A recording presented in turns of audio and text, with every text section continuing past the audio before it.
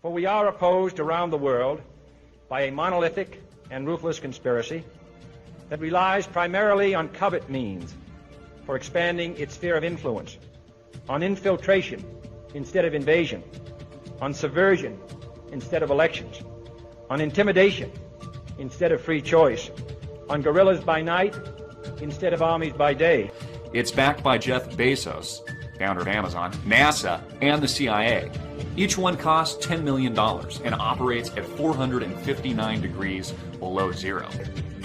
It is a system which has conscripted vast human and material resources into the building of a tightly knit, highly efficient machine that combines military, diplomatic, intelligence, economic, scientific, and political operations.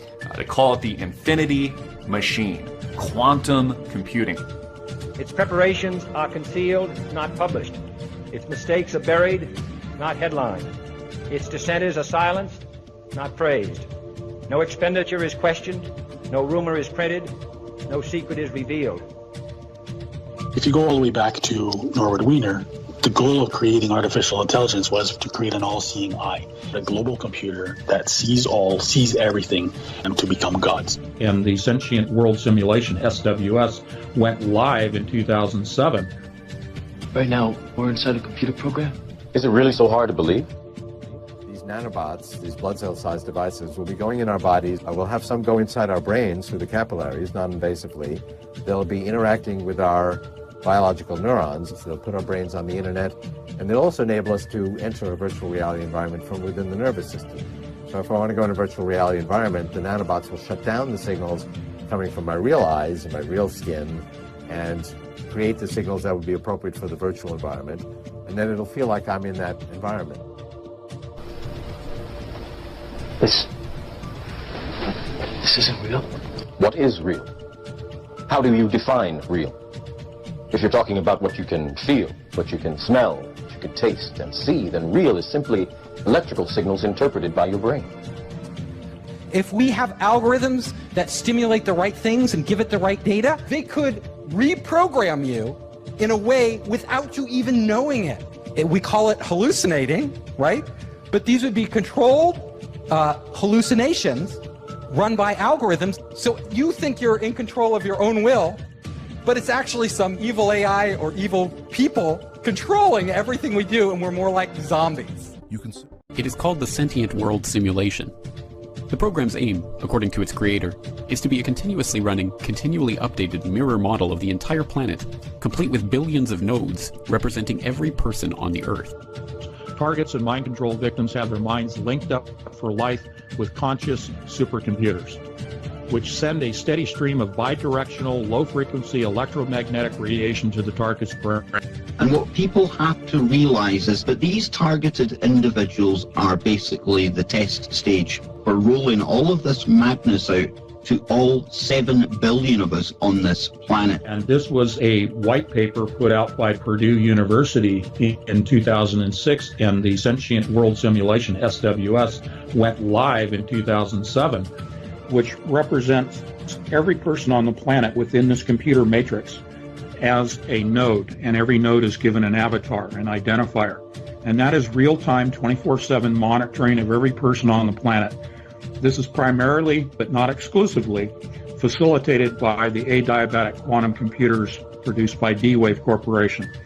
At the time of initial reports on the program, there were only 62 country-level simulations being run by the US Department of Defense. These simulations grouped humans into composites, with 100 individuals acting as a single node. But already at that time, the US Army had used the systems to create a one-to-one level simulation of potential Army recruits. It's the stuff of a Hollywood movie, but a group of veterans has filed a lawsuit against the CIA and US Army claiming that the government planted remote-controlled devices in their brains. The claims relate to a government program at the US Army's Edgewood Arsenal in Maryland. The ultimate aim would be to archive enough data on each individual to be able to make a computer model of everyone on the planet. The human genome, we have a finite in the hundreds of thousands of different genes across our species. And we mapped them out in the Human Gene Project. Well, now it's the Human Mind Project, the Global Brain Project. You know, President Obama just recently funded a whole bunch of scientists to decipher the mind. Well, our previous president, same thing, George Bush, said the same thing. They're trying to decipher every possible thought and uniqueness due to culture and language and whatnot. And the goal is to make a cognitive model or map of the victim's brain. Ultimately, the system replicates and digitizes the will, intellect, and emotions, the soul of the targets, and downloads this back into the conscious computer. Robots as smart as people. Artificial intelligence, AI. The idea is to port the software from the human brain. First, we're going to need lots of cheap, fast, parallel computers. He was referring to parallel processors, about servers. What he did not state was that it is actually the quantum computer systems coming out of D-Wave that actually creates and drives this new matrix known as the SWS. It is not transistor-based servers that run this. They are qubits, quantum bits. It is the SWS and D-Wave that comprises this new matrix. Second, we're going to need to scan individual human brains in fine spatial and chemical detail to see exactly what cells are where, connected to what, or what type. We could scan my brain from inside, sending scanners through the bloodstream, billions of them, in the form of nanorobots or nanobots, and capture every detail of my synapses and neurotransmitters, and create a virtual Ray Kurzweil in a very powerful computer. And it would be indistinguishable from me. It would pass a Ray Kurzweil Turing test. And third, we're going to need computer models of how each kind of brain cell works, taking input signals, changing interval state, and sending output signals. If we have good enough models of all the kinds of brain cells and a good enough model of a brain, we can put it together to make a good enough model of an entire brain, and that model would have the same input-output behavior as the original. So if you talk to it, it might talk back. If you ask it to do things, it might do them. And if we could do that, everything would change. The Manhattan Project gave us the atomic bomb. The Genome Project gave us the human genome. The third great initiative could be the Connectome Project, to map the entire human brain. And that may take a quantum computer. Okay, the first thing I can tell you is that M's spend most of their life in virtual reality. While this is what you would look like in virtual reality, this is what an M would look like when virtual reality. It's computer hardware sitting in a server rack somewhere. But still, it could see and experience the same thing. But some things are different for M's. An M can make archive copies, and with enough redundant archives, an M can be immortal, in principle, though not usually in practice. And an M can move its brain, the computer that represents its brain, from one physical location to another. M's can actually move around the world at the speed of light. And by moving to a new location, they can interact more quickly with M's near that new location. Emulation is really what we talk about in the SWS as the nodes, the avatars. Every single person on the planet, okay, out of Purdue University's own paper in 2006, every person is assigned a avatar. They're represented computationally in the AI system that drives the SWS as a computer node, but they're given an avatar marker. Take the avatar and hang the word emulation on it. In other words, they've been tracking us, they've been reproducing us, reproducing our metadata for years. We can model every single atom, every single molecule with a three-dimensional structure in every single brain.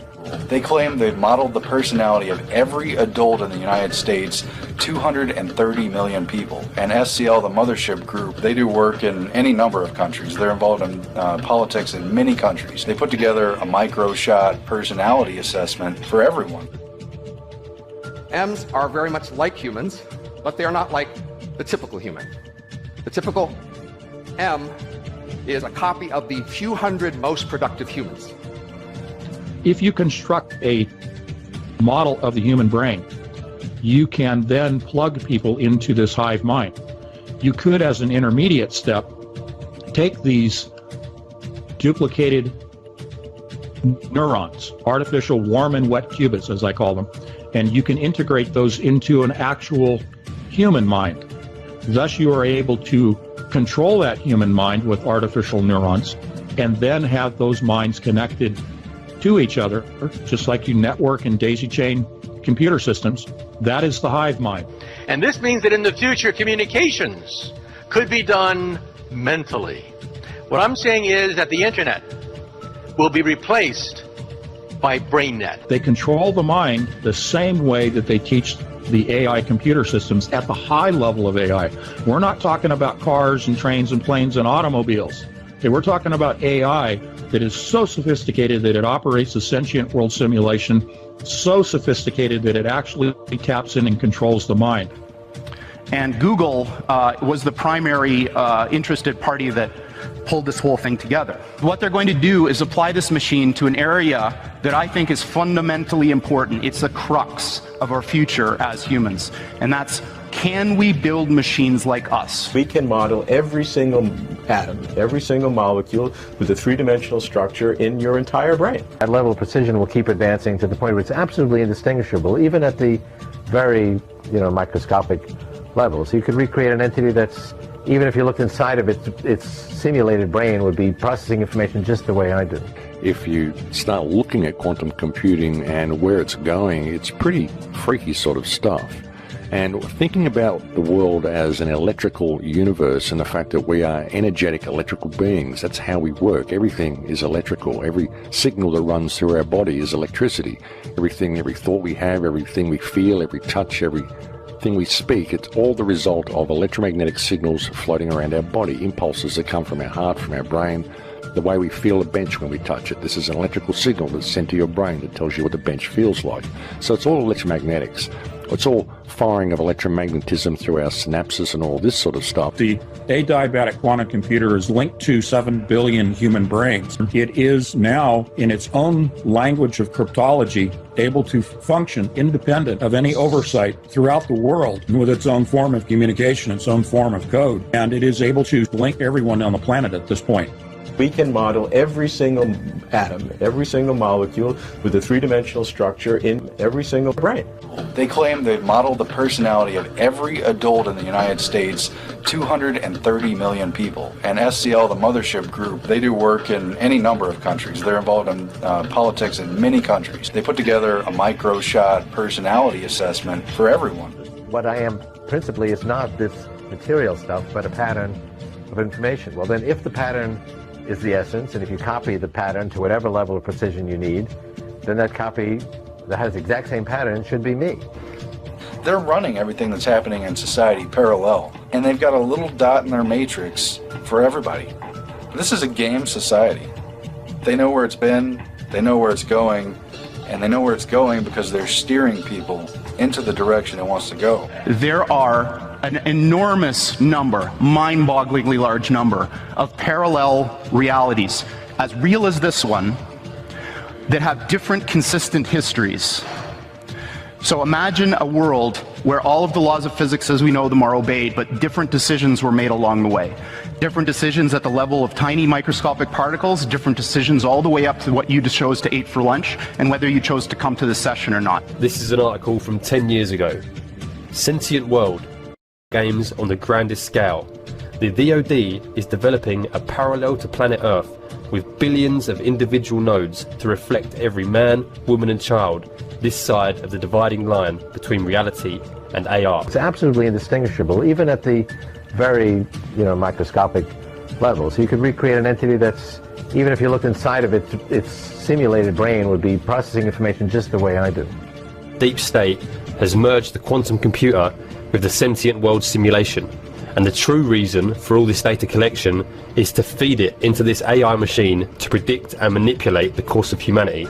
Their ability to look at data in a quantum, artificial intelligence manner, it's just going to be an unstoppable monster. And this is bizarre, because we don't see those other things.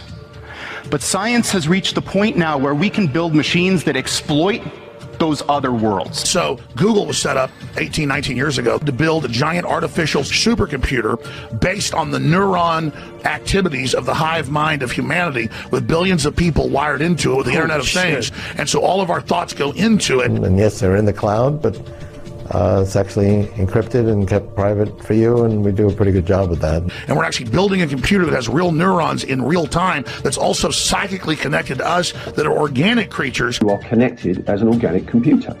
I mean, this is one of the most quote-unquote conspiratory theories that's been around for many years, decades. But the reality is we're now facing the reality of that. It is no longer a conspiracy, and quite frankly, it terrifies me. Even now, the sentient world simulation is watching you learn about it, and inside its intelligent mind is creating a second you, running different scenarios against you to see how you react.